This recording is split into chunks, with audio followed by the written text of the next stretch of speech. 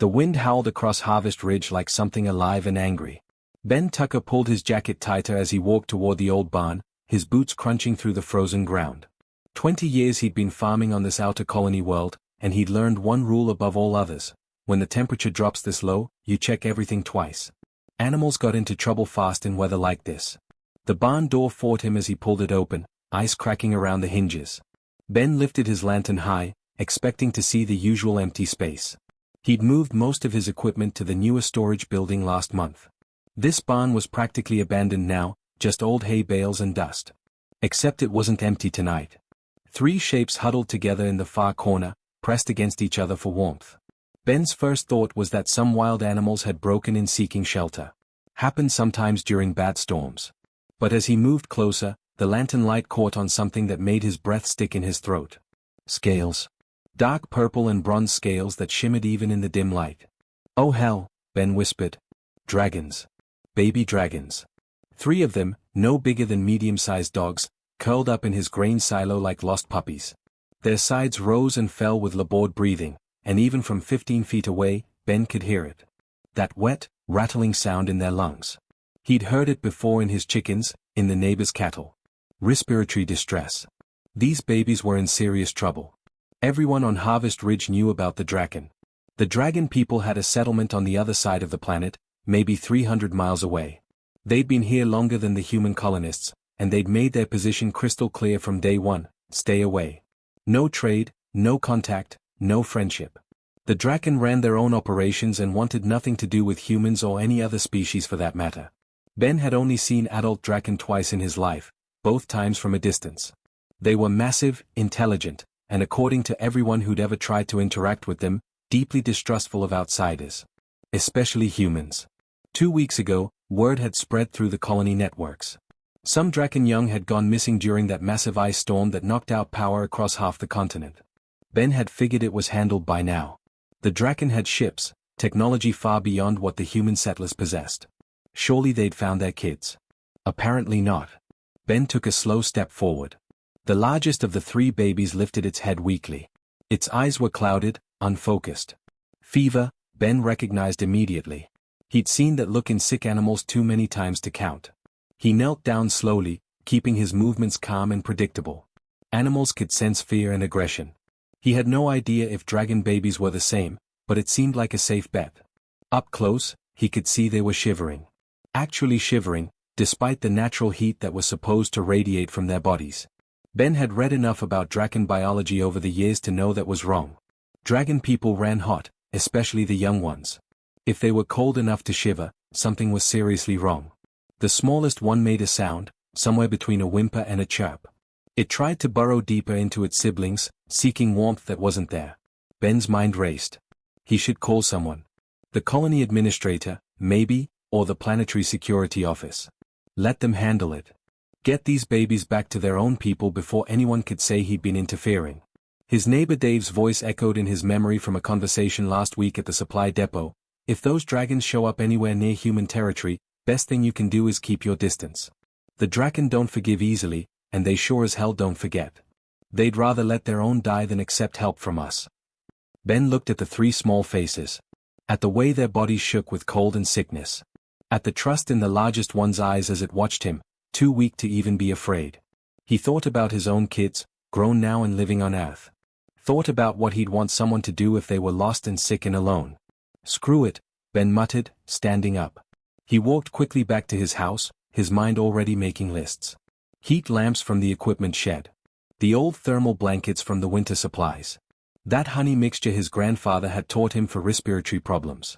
Steam treatment setup. Medical scanner, even if it was designed for livestock. His wife Julie was already asleep, but she'd understand. She always did. Ben had never been the kind of man who could walk away from something suffering, whether it made sense or not. 20 minutes later, he was back in the barn with his arms full of supplies. The dragons hadn't moved. If anything, they looked worse, their breathing more labored. Ben worked quickly, setting up heat lamps in a circle around them, adjusting angles to create a warm pocket without overheating. He spread the thermal blankets nearby, ready for when he could move them. The smallest dragon watched him with growing awareness. Ben met its eyes. "I know, little one. I'm a stranger, and I probably smell weird to you. But I'm what you've got right now, so we're gonna have to trust each other. He filled a shallow pan with warm water and set up his homemade steam treatment, adding a few drops of eucalyptus oil. His grandfather had sworn by it for lung problems. Whether it worked on dragons was anyone's guess, but doing something felt better than doing nothing. As the steam began to rise, Ben sat down cross-legged a few feet away. No sudden movements. Let them get used to him. The heat lamps were already making a difference. He could see the dragons starting to relax slightly, their shivering easing just a bit.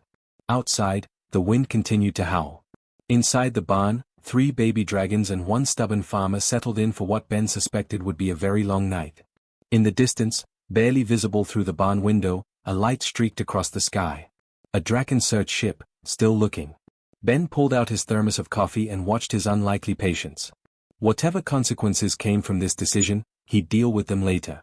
Right now, 3 kids needed help, and he was the only one around to give it. That was all that mattered. Luis Martinez showed up for work at 6 in the morning like always, his truck rattling up the dirt road just as the sun started painting the horizon pink. He expected to find Ben in the kitchen having his usual coffee. Instead, he found his boss in the barn, looking like he hadn't slept all night, surrounded by heat lamps and what Luis initially thought were very strange-looking dogs. Then one of them spread its wings.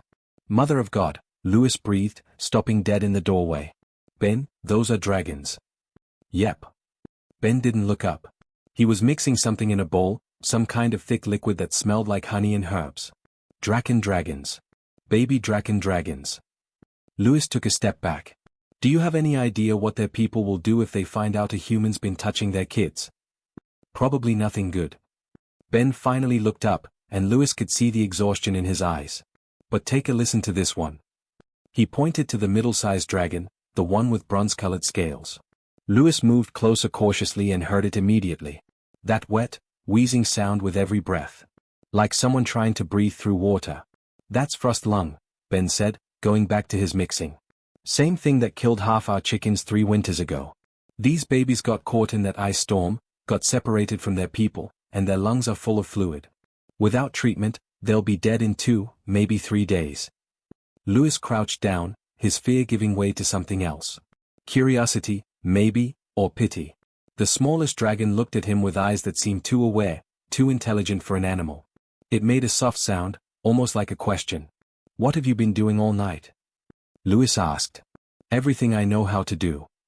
Ben poured the honey mixture into a shallow dish. Heat therapy to bring their core temperature back up.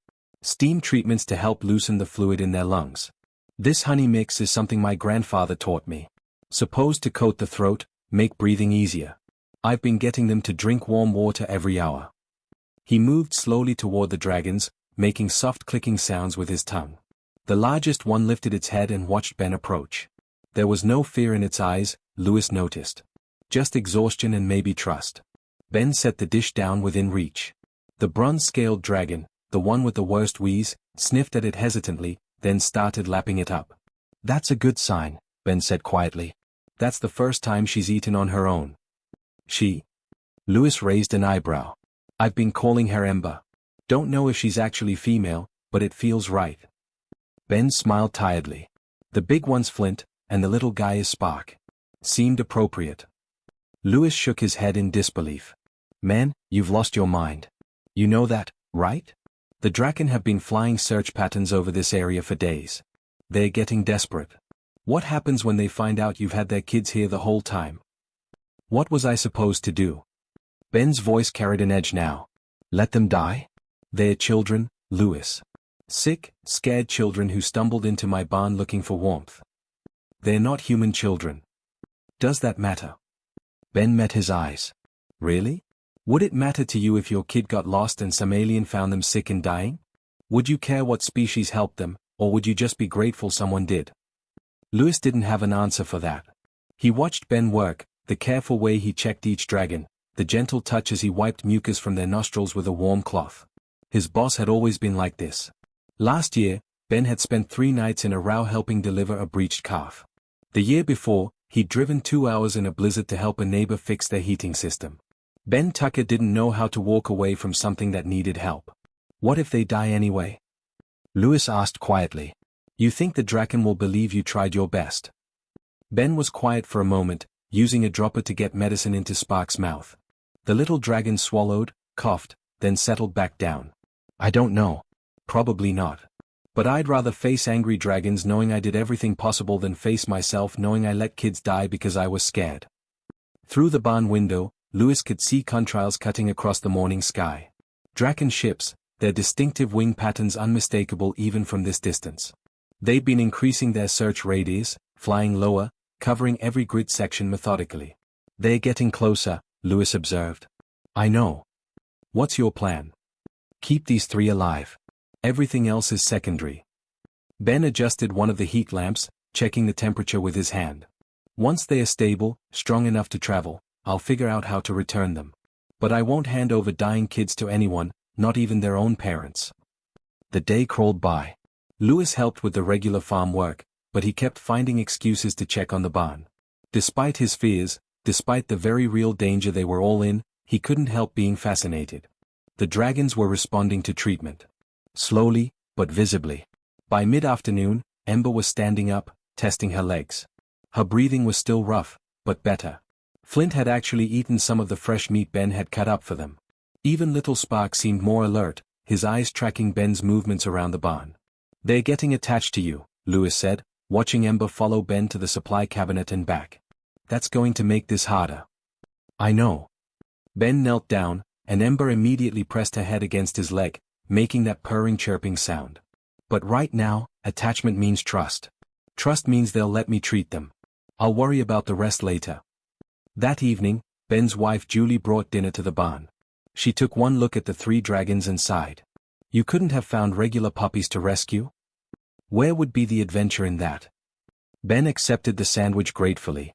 Julie sat down on a hay bale, watching the dragons. The whole colony's talking about the draken searches. They're getting aggressive, Ben. Demanding access to private property, threatening legal action. They're terrified. They should be. These are their babies. Ben looked at the 3 small forms, now sleeping peacefully in their nest of blankets under the heat lamps. I'd burn the world down for my kids. Can't blame them for feeling the same. So what do? We keep them alive. Ben took Julie's hand. And we hope that when the time comes, their people can see past their pride long enough to recognize help when it's offered. Outside, another Draken ship passed overhead, its searchlights cutting through the gathering darkness.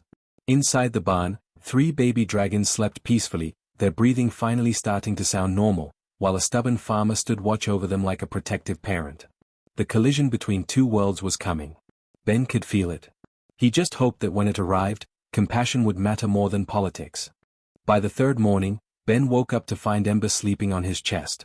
He dozed off in the barn again, wrapped in a blanket against the cold, and sometime during the night the bronze dragon had climbed up and made herself comfortable right over his heart. Her small body rose and fell with steady breaths, and the wheezing sound was almost completely gone. Progress. Ben carefully extracted himself without waking her and went to check on the other 2. Flint was already awake, stretching his wings in the early morning light that filtered through the barn windows. Spark chirped excitedly when he saw Ben, bouncing on his feet like an eager puppy. Good morning to you too, little man, Ben said, smiling despite his exhaustion. The transformation over the past few days had been remarkable. When he'd first found them, these dragons had been half dead, barely able to lift their heads. Now they followed him everywhere, their claws clicking on the concrete floor as he moved around doing his morning chores. When he went to fill water buckets, all 3 trailed behind him. When he climbed the ladder to check the roof vent, they sat at the bottom looking up, making anxious sounds until he came back down. It would have been adorable if it wasn't so complicated. Around mid-morning, an unfamiliar truck pulled up to the farm. Ben recognized Dr. Rachel Torres, the colony's veterinarian, as she stepped out. He'd sent her a message yesterday, vague enough to avoid trouble but clear enough that she'd understood something unusual was happening. Rachel walked into the barn, took one look at the 3 dragons now wrestling over an empty feed bucket, and let out a long breath. Well, that's not something you see every day. I need your professional opinion, Ben said, gesturing her over to his makeshift medical station. Off the record. Way off the record, Rachel agreed. She knelt down near the dragons, moving slowly. Ember approached her cautiously, sniffing at her extended hand. They look healthy. When did you find them? 5 days ago. They were in bad shape. Frost lung, hypothermia, dehydration. Rachel pulled out a small scanner from her medical bag, the kind used for checking livestock vitals. May I? The dragons seemed to understand that Rachel meant no harm, especially with Ben nearby. She ran the scanner over each of them, studying the readings with professional interest. Their core temperatures are good now. Lung function is recovering nicely. You did impressive work here, Ben. She looked up at him. But you know what you've done, don't you? What this means? Tell me. Rachel called up something on her tablet and showed him. It was an article about dragon biology and behavior. Baby dragons imprint during crisis moments. Whoever provides safety and care during their first major life-threatening situation becomes their bonded guardian. It's instinctive, hardwired into their survival programming. As if to demonstrate, Ember left Rachel and returned to Ben, pressing herself against his leg. Spark climbed onto his boot. Flint positioned himself between Ben and the barn door, as if standing guard. They've bonded to you, Rachel said quietly. In their minds, you're family now. Ben felt something heavy settle in his chest. That's going to be a problem, isn't it? That's putting it mildly. Rachel pulled up a news feed on her tablet. Look at this. The screen showed an official statement from the Draken Council. The translation was rough, but the meaning was clear enough. The missing young were sacred. Any being found harboring them would face severe consequences. The Draken people were not making requests anymore. They were making demands, threatening legal action, even military response if necessary. They are panicking, Rachel said. I've been doing research the past few days. Dragon hatchlings are everything to Draken culture. They have low birth rates, and every child is precious. Losing 3 in a single incident? It's not just a tragedy to them. It's a cultural catastrophe. Ben watched the 3 small dragons playing now, chasing each other around hay bales without a care in the world. They had no idea their disappearance had created an interplanetary crisis. The ice storm, Ben said, thinking out loud. It knocked out power across half the continent. Their warming facilities must have failed. That's my guess too, Rachel agreed. These 3 probably wandered off looking for heat and got lost in the storm. By the time the Draken realized they were missing, the babies were already miles away. And they ended up here. Ben ran a hand through his hair. In my barn. Rachel's expression was sympathetic but serious. Ben, you saved their lives. You should be proud of that. But the Draken won't see it the same way. They're intensely proud people. The idea that a human succeeded where they failed, that their young bonded with another species, it goes against everything they believe about themselves. So what do? I can't keep them. They belong with their own people. But how do you return them now? Rachel gestured to the dragons. Look at them. They trust you completely. They'll follow you anywhere. If you try to hand them over to Draken adults they don't know, they might resist. And if the Draken see their children defending a human, choosing a human over their own kind. She didn't finish the sentence. She didn't need to. Ben spent the rest of the day thinking while he worked. The dragons stayed close, learning his routines, anticipating his movements. When he sat down for lunch, they settled around him. When he went to fix a fence post, they explored the area nearby but always kept him in sight. The bond was real, and it was strong. That evening, after Lewis had gone home and Julie had brought dinner, Ben sat in the barn with his tablet, reading everything he could find about Draken culture. The words jumped out at him over and over: honor, independence, self-reliance, isolationist. The Draken had built their entire society on the principle of needing no one.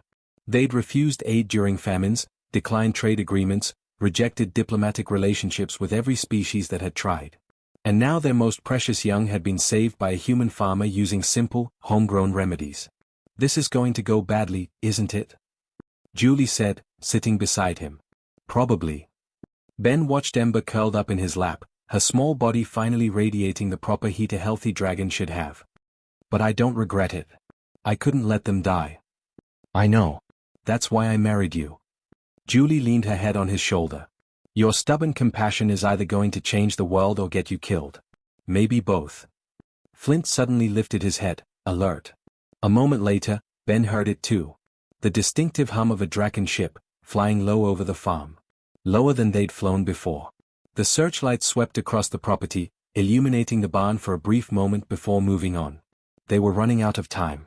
Tomorrow, Ben said quietly. Tomorrow I'm going to contact them. Let them know their children are safe. Try to arrange a meeting. And if they react badly? Ben looked at the three small dragons, healthy and happy, playing together without any understanding of the complicated politics surrounding them. Then at least I'll face them knowing I did the right thing. That has to count for something. Outside, the Draken ship made another pass, its search pattern tightening like a noose. Inside the barn, three baby dragons slept peacefully, unaware that the collision between two worlds was finally about to happen. The Draken ship came at dawn, silent except for the low hum of its engines. Ben had been awake for hours, watching the sunrise and trying to prepare himself for what was coming. He'd sent the message to Draken authorities yesterday afternoon through official colony channels, "I have your children. They are safe and healthy. Please come to Tucker Farm, Harvest Ridge." The response had been immediate and cold, "We are coming. Do not move them." Now, standing outside his barn in the freezing morning air, Ben watched 6 adult Draken emerge from their ship. They moved in formation, disciplined and purposeful, each one standing at least 7 feet tall. Their scales gleamed like polished armor in the early light, deep purples and blacks and silvers. They were magnificent and terrifying in equal measure. The leader was female, broader across the shoulders than the others, with a wicked scar running across her snout and down her neck. Her eyes locked onto Ben with an intensity that made every survival instinct in his body scream at him to run. He stayed put. "I am Commander Vera of the Draken Defense Corps," she said. Her voice was deep, carrying that harsh accent of translated speech, like gravel rolling in a drum. "You are the human who sent the message." Ben Tucker. "Yes, He kept his hands visible at his sides, non-threatening. "Your children are in the barn. They're healthy now, but they were in bad condition when I found them. You will return them immediately." It wasn't a request. Vera's hand moved to rest on something at her belt, a weapon of some kind. "Of course. But I need to show you something first." Ben pulled out his tablet slowly, making sure every movement was telegraphed and clear. "They were sick when I found them. Respiratory infection, hypothermia. I've been treating them for the past week." He held out the tablet, showing medical logs, temperature charts, treatment schedules. Vera didn't look at it. Her eyes stayed fixed on Ben, reading him, judging him. "You dare touch Draken young with your primitive human remedies." The words came out like an accusation, almost a threat. "I dared to keep them alive," Ben said quietly. "They would have died otherwise. You know nothing of Draken physiology. You could have killed them with your ignorance." "Maybe. But doing something seemed better than watching them die while I waited for help that wasn't coming." Ben met her eyes steadily. "They had frost lung. It's common in cold weather farming. I've treated it before in livestock. The symptoms are the same across species." Vera took a step forward, towering over him. The other Draken moved with her, a coordinated threat. "You will take us to them now." Ben nodded and turned toward the barn. He'd barely taken 3 steps when the doors burst open and 3 small shapes came racing out. Everything happened fast. Ember reached Ben first, chirping frantically, pressing herself against his legs. Flint and Spark were right behind her, and instead of running to the adult Draken, instead of racing toward their own people, all 3 dragons positioned themselves between Ben and Vera. Flint spread his wings wide despite his small size, making himself as large as possible. Spark hissed, an actual hiss directed at the commander. Ember stood directly in front of Ben's legs, her small body rigid with protective defiance. Every adult Draken froze. The silence that followed was crushing. Ben could hear his own heartbeat pounding in his ears. Vera stared at the scene before her, and something shifted in her expression. Shock, maybe. Or disbelief. "They defend you," she said finally, her voice quieter now but no less intense. "They defend a human over their own kind." "I fed them," Ben said, his mouth dry. "Kept them warm. Sat with them through the worst of it. I wasn't trying to steal them or claim them or whatever you think I was doing. I was just trying to keep 3 kids alive." He knelt down slowly, placing a gentle hand on Ember's head. She leaned into his touch but kept her eyes fixed on Vera, still protective. The gesture seemed to affect the commander more than any words could have. Vera approached slowly, cautiously, like she was seeing something that shouldn't exist. She knelt down on one knee, bringing herself closer to the young dragon's level, and spoke in her own language. A series of clicks and low rumbles, musical in a way Ben hadn't expected. Flint responded, the same clicking sounds, but he didn't move from Ben's side. None of them did. Another Draken, younger than Vera with deep green scales, stepped forward. "Commander, this is unprecedented. The young have imprinted on the human. They see him as their guardian. I can see that, Torek. Vera's voice carried something Ben couldn't quite identify. Pain, maybe, or shame. She looked up at Ben. Show me. Show me what you did to earn their trust. It wasn't quite a request, but it wasn't a command either. Something in between. Ben led them all into the barn, the baby dragons staying close to him the entire time. He walked Vera and Torek through everything. The heat lamps he'd set up that first night. The steam treatments. The honey mixture his grandfather had taught him. The hourly check-ins, the temperature monitoring, the careful feeding schedule. He showed them his medical logs, the progression from critical to stable to healthy. He demonstrated the lung exercises he'd been doing with them, how he'd gotten them to cough up the fluid, how he'd known when they were improving. Torek examined everything with intense focus, his scientific curiosity overriding his cultural pride. This illness, he said slowly. Frost lung, you call it. We do not have experience with this. You wouldn't, Ben explained. Your environmental controls are too good. But when they failed during the storm, when these three got lost and exposed to extreme cold for extended periods, their lungs filled with fluid. It's a survival response that becomes dangerous if not treated. And you recognize this? In a species you have never treated before. The symptoms are the same. Labored breathing, fever, lethargy. Doesn't matter if you have scales or feathers or skin. Sick is sick. Ben looked at Vera. I'm not saying I know everything about Draken biology. I don't. But I know how to recognize suffering, and I know basic emergency care. That was enough. Vera watched her young ones. They'd finally relaxed a bit, enough to start exploring the barn, showing the adults their favorite spots. But they kept checking on Ben, making sure he was still there. This should not be possible, Vera said quietly. Draken young do not bond with other species. It is not in our nature. Maybe they just know who helped them when they needed it most, Ben said. I don't think that's about species or nature. I think that's about trust. Torek was examining the heat lamp setup, making notes on his own device. Commander, this human's methods, while primitive, were effective. The young are healthy, well cared for. He may have saved their lives. May have. Ben couldn't help himself. They were dying when I found them. 2 days, maybe 3, they would have been gone. Vera stood up slowly, her full height making Ben feel very small. But when she spoke, her voice wasn't angry anymore. You are correct. They would have died. Our search teams were looking in the wrong sectors. By the time we would have found them, it would have been too late. She paused, and Ben saw something that looked almost like pain cross her face. You did what we could not. I just did what anyone should do, Ben said. They're children. Doesn't matter whose children. You don't let kids die if you can help it. Spark chose that moment to climb onto Ben's boot, chirping happily. Flint brought over the old feed bucket they'd been playing with, dropping it at Ben's feet like an offering. Ember just pressed herself against his leg, content to be near him. The message was clear to everyone watching. These baby dragons had chosen their protector, and he was human. Vera looked at Ben for a long moment. Then, slowly, deliberately, she placed her clawed hand over her heart in what Ben somehow knew was a gesture of respect. Show us more, she said. Teach us what you know about this frost lung. We must understand it to prevent this from happening again. It wasn't quite an apology. It wasn't quite gratitude. But it was an opening, a crack in the wall of Draken pride. Ben nodded. Happy to help.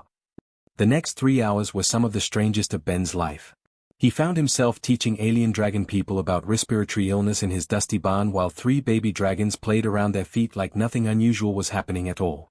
Torek, the younger draken who seemed to be their medical officer, absorbed every word Ben said. He took notes, asked detailed questions, and examined the treatment equipment with genuine scientific interest. Commander Vera stood back, watching everything with those intense eyes, her expression unreadable. The key is catching it early, Ben explained, demonstrating the steam treatment setup. Once the fluid builds up too much, the lungs can't process it on their own. You need to help break it up, warm it, make it easier to expel. Our medical technology should have detected this, Torek said, frustration clear in his voice. We have scanners, diagnostic equipment far more advanced than anything in this human colony. But you've never seen it before, Ben pointed out gently. Your environmental systems prevent it from ever developing. When they failed during the storm, you didn't know what you were looking for. Sometimes the simplest answer is the right one. Keep them warm, keep them hydrated, help them breathe. Basic survival care works across species. Vera finally spoke. You are saying our technology made us blind to a basic threat. I'm saying everyone has knowledge gaps, Ben corrected. I couldn't fix your heating systems if my life depended on it. You couldn't recognize frost lung because you'd never encountered it. That's not weakness. That's just how life works. We all know different things. Ember chose that moment to sneeze, a tiny sound that made everyone pause. Ben automatically reached for a cloth and gently wiped her snout. The gesture was so natural, so practiced, that he didn't even think about it. But Vera noticed. You care for them as if they were your own young, she observed. Ben looked down at Ember, who was now climbing onto his shoulder to get a better view of everything happening. They needed someone. I was here. Doesn't really matter that they're not human. They're still kids. One of the other adult Draken, who'd been silent until now, spoke in their own language. Vera responded, her tone sharp. There was clearly a disagreement happening, though Ben couldn't understand the words. Torek translated quietly. Kyla believes we should take the young immediately and sever the bond. He says it is unnatural, that allowing it to continue dishes our people. And what does the commander think? Ben asked. That Kyla is a fool, Vera said in human standard, her eyes still on the arguing Draken. The young have chosen their protector. Forcing them away from him now would traumatize them. We do not harm our own children to protect our pride. She turned back to Ben. But this cannot continue indefinitely. They must return to their people, learn our ways, grow up among their own kind. I know, Ben said quietly. I've always known that. They belong with you. I was just keeping them safe until you could take them home. Were you? Vera tilted her head, studying him. Or did some part of you hope to keep them?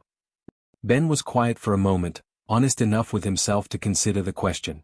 Ember nuzzled against his neck, making her contented purring sound.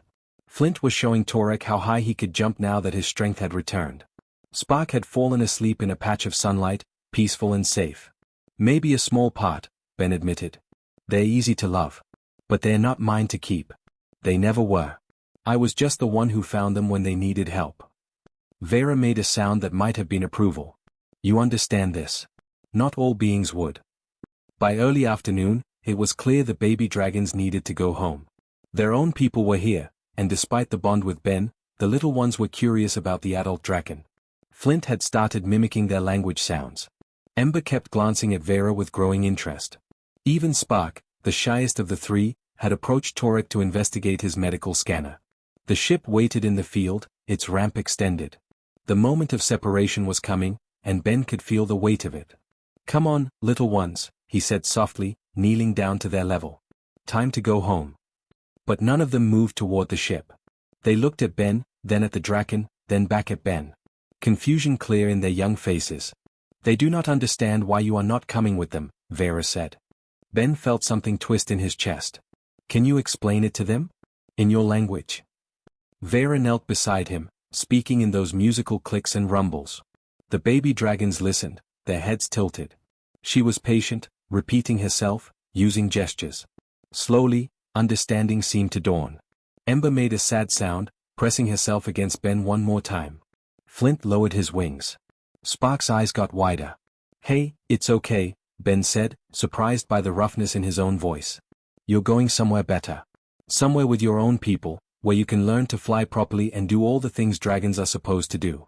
I'm just a farmer. I can't teach you that stuff. He looked at Vera. But you'll take care of them? You'll make sure they're okay? They are our most precious treasure, Vera said, and Ben heard the absolute truth in her words. We failed them once. We will not fail them again. One by one, Ben walked each dragon to the ship's ramp. He pressed his hand to their heads, a gesture of goodbye. Ember went first, turning back 3 times. Then Flint, who tried to be brave but made a small whimpering sound. Finally Spark, who refused to board until Ben physically picked him up and carried him to Torek. Go on, Ben whispered. You'll be all right. The ramp started to close. 3 small dragon faces watched Ben through the window as the ship's engines powered up. He raised his hand in farewell, and all 3 pressed their front legs against the glass, as close to him as they could get.